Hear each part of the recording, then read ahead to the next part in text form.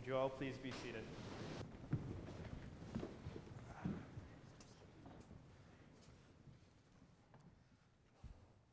I've never been one for overly formalized speeches. Ever since I came to Appleby, everything I've done has kind of been just improvised. I don't think I've ever made a successful plan in my entire life. In fact, even the speech is not really improvised, but everything about it is from what I believe. And I've always thought that you can never write what you believe down in a speech that'll last about 10 minutes. I've always felt that everything that I'm going to say to you today is not going to come from a piece of paper that I wrote at 1 a.m. in the morning. It's not going to come from just something I tell to you. It's going to come from this.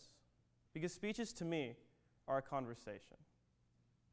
It's not just I'm talking to you, you're listening, probably falling asleep at some point. It's not about that. It's about both of us. Because it takes two people to do a speech. Yes, I'll be doing most of the talking, but at the same time, you have to be listening. And if only one of you listens to me today, then I will feel that this speech has been a success. Because that's what I believe that speaking is about. Now, many speeches that I've heard since I joined the Appleby Debate Club in grade 11 have all had a point, have all had a main overlying theme, something very specific that you can hone in on. But today, I have a pretty general one. I'm here to talk to you about life. Now, I can never hope to encompass all of life's aspects in a 10-minute speech. I don't think anyone can. I can barely hope to encompass them all in my entire life. But I can do a couple things. I can tell you what I believe is the most important things to me about life. I can tell you what I have seen, and only what I have seen. The only things that are going to be in this speech are things that I have experienced. There will be no quotes from philosophers. There will be no vague assumptions made by people I don't know. Because the only thing that I can tell you to be true are the things that I know to be true. Because I've been there.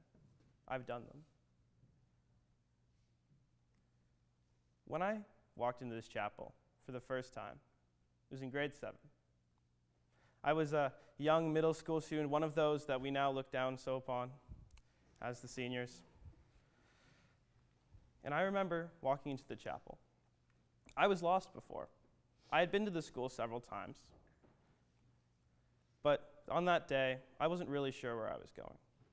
So you walk through the doors, you're small. All of the seniors are looking at you like, why are they here? They don't even have ties. And then you go to the chapel.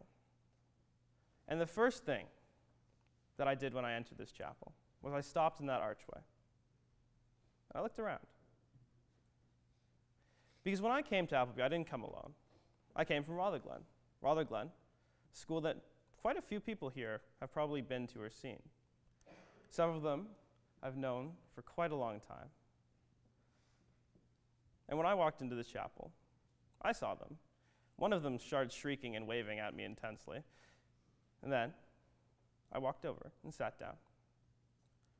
Now, when we were in grade 8, we also had to go to the tie ceremony. And by that point, I wasn't really paying attention to it. But I remembered. In grade 7, the tie ceremony was the first thing of my experience at Appleby. It was the first thing that held meaning to me. Because how could it not? My first experience at Appleby College came on that day. It set my entire mind set for the entire year, for all of the years to come. It set my perspective on different things at Appleby College. That first experience. And of course, I was the bubbly little 12-year-old that entered the chapel, freaking out because I didn't actually know how to tie a tie at the time. But it taught me something. It taught me that in times when you're nervous or when you're scared or when you don't know exactly what to do, just go with it. It's the motto of my entire life. Just go with it. Now, when I teach debating in the debating club, we always teach one important thing: signposting. Now, to anyone in the room who's ever heard of it, signposting is where you list out every single one of your points before you talk about it. I've never been fond of it, but when I was writing my speech, it was the only thing that actually came to mind. So, to me, the three elements of life that I'd like to talk to you about today is perspective, something very important that we often overlook, mindset.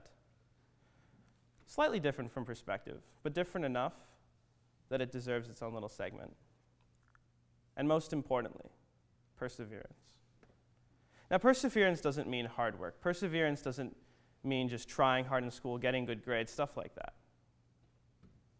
It means keep on going. Now, I'm not going to go to the dictionary. I'm not going to find a definition for you that someone has vetted or some people have come together in a committee and signed. I'm going to tell you what it means to me. And the only way I can do that is in a story.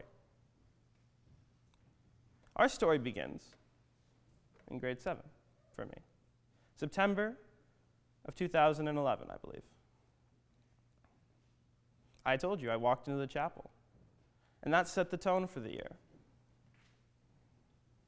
It's quite internalized for that first year. Never really told anyone what I was thinking. Never really discussed my problems with a friend. Just kind of was there.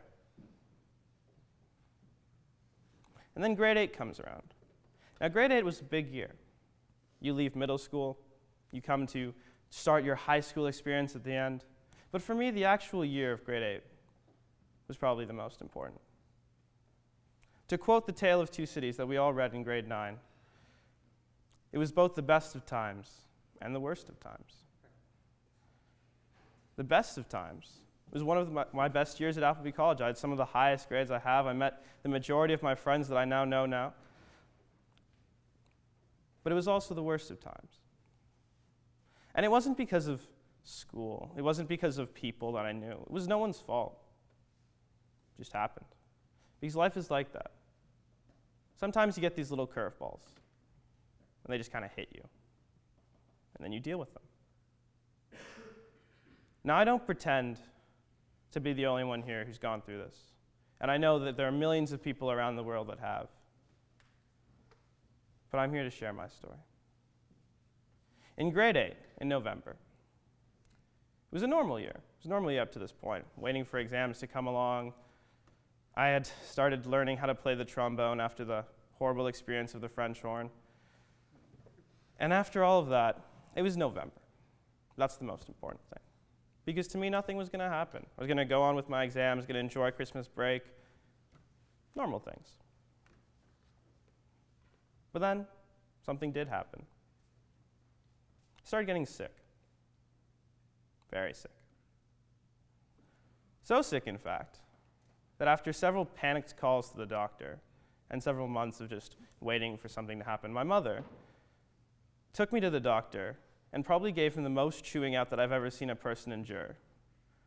For about an hour and a half, I sat there. She just lectured him on the merits of being a doctor.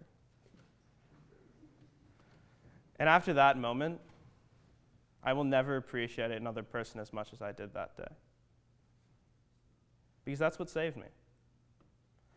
Because they eventually got me a referral to sick kids. And that's where I found out that I was diagnosed with ulcerative colitis and Crohn's. It's actually a fairly common disease in North America, if treated very quickly. But the months that had led up to it wasn't very quickly. So I got to the hospital. I was in the doctor's office. The waiting times were actually quite quick there, about an hour and a half. I was sitting there, waiting for the results of several different things to come back. I forget the exact room that I was in. I forget what the specifics were. But I remember something that was very important. There is no cure. You will have this disease forever. And that's what was important. Because at the time, the grade 8 version of me, up until that point, had been the arrogant, it's still kind of arrogant, but the arrogant person who I was.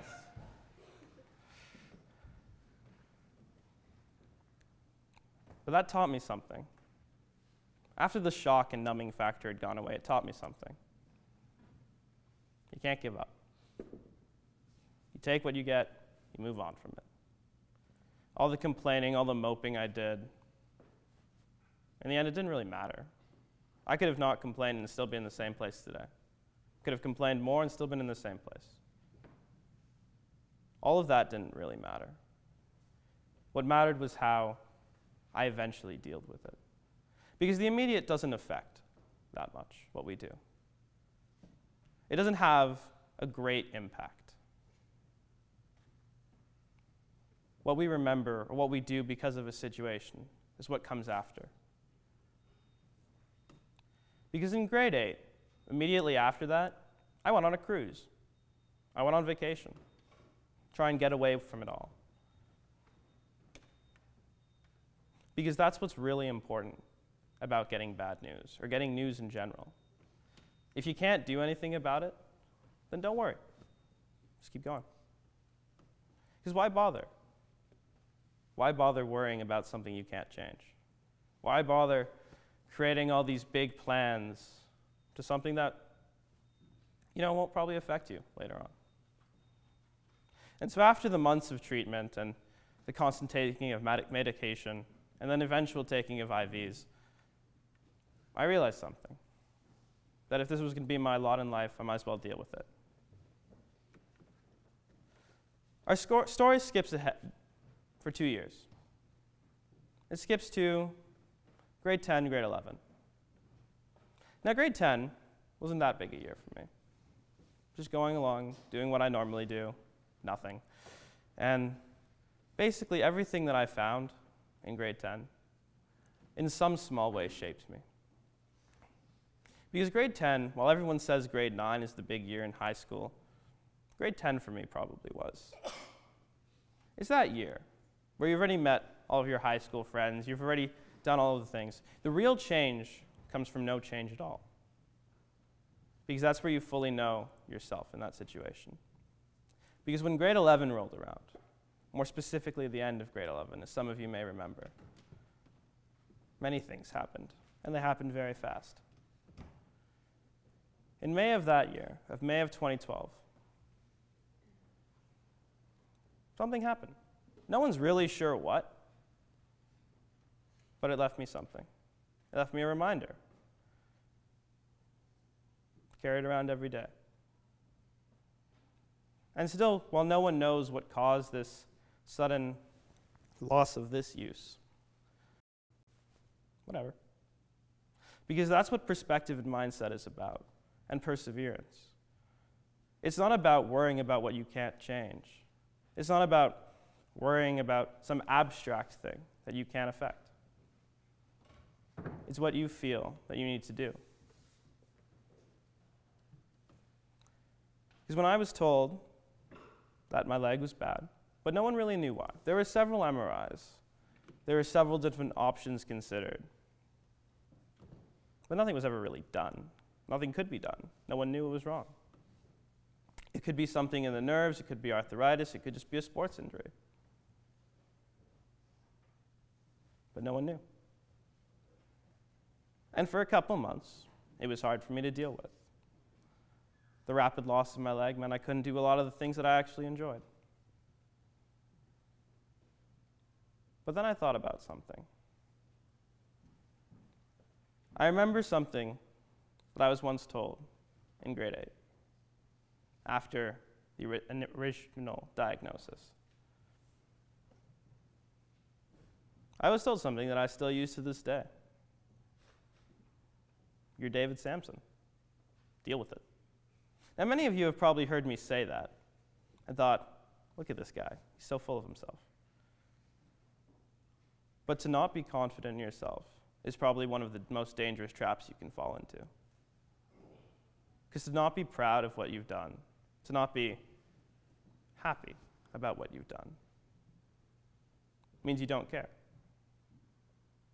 It means you don't care enough about yourself to do it. So when I was told that, and I remembered it again in the summer, I said, yeah, you know what, I am David Sampson. It's a pretty cool thought. And it's something that I still carry with me. Not really because of what the words individually meant, but because what the phrase meant. Because of what the person who said them thought of me.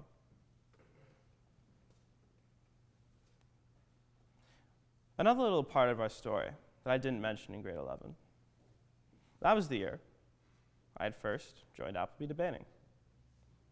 That also probably changed my life. In that year, I first learned how to public speak. I first learned how to do debating. And it was something I cared about. It was part of me. Because when you debate, or when you speak, you basically give a part of yourself and put it out there for the world to see. And yes, it's a little bit more formalized. There are rules, there are specific words that you say, and there are ways that you say it. But I always held this to be true. If you can't put what you really think out there, who are you really failing? The people who would hear you, or yourself? Because perseverance, like I said before, is not just working hard. It's being able to keep going and keep doing what you're doing. Now, I, for one, have never been good at formalized speaking. Every speech I've ever been to, I've kind of talked like this. Judges really aren't fond of it. But I learned that it's not so much about the judges when I go to competition. It's not so much about what they think of me. It's what I think of me. And that's what life, like I stated earlier, is really about. Not what the crowd thinks of you, because the crowd will change tomorrow. The crowd will change in a week. But you'll stay the same. Even if you change, you'll stay the same. Because you caused the change. You'll still be you. Because you have things that you hold on to. You have what drives you forward. You have the drive itself. And you have what you think of it. Because any choice you make is influenced by what you think. Anything you do is influenced by what you think. And that's why perseverance, perspective, mindset, the three words, a lifetime of meaning. Now, when I brought all of these up, it wasn't because I had something to tell. It's because I had something to show. And you may not listen to me. You may not learn anything from this speech, and I can't ask you to. I can simply show you what I've done and hope that maybe you learn something about yourself. Because this shouldn't be about me. Like I said, it takes two to make a speech. It should be about all of you and what you think drives you and what drives you. Now, as I'm apparently famous for saying this line, it all boils down to this. You can never be sure of what comes. You can never be sure of what the future holds. And anyone who tells you that is probably making part of it up. All you can know is that you are you. And at the end of the day, it's all that really matters. Would you please rise and sing hymn 418.